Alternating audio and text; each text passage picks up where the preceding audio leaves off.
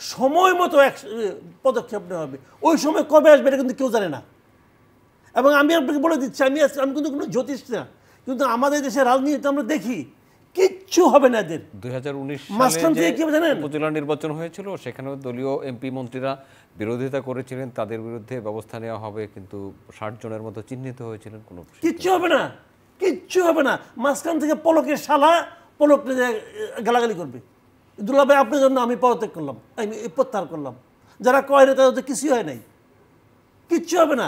আমি বলবেন যে কেন হবে, এই যে হবে না, যে শুধু শালা কেন করবে, তার বউ করবে যে আমার ভাইটা তুমি ইলেকশন করতে দিলে না। একটা প্রোগ্রাম করতেছে বেচারা, একটু আপনি একটু এটা একটা ইয়ে না দিলে হবে? হ্যাঁ, অর্ধেক বললে তো হবে না, পুরোটা বলবে। পুরোটাই বললাম, তো বলবে যে তুমি আমার ভাইটাকে এই নেতা দিলে না, বলবে কিন্তু। এবং ওনাকে শুনতে হবে এটা। এখন এইটা হলো কি, দলের নির্দেশনা মানাটাও যেন এখন একটা মূর্খতা হয়ে যাচ্ছে।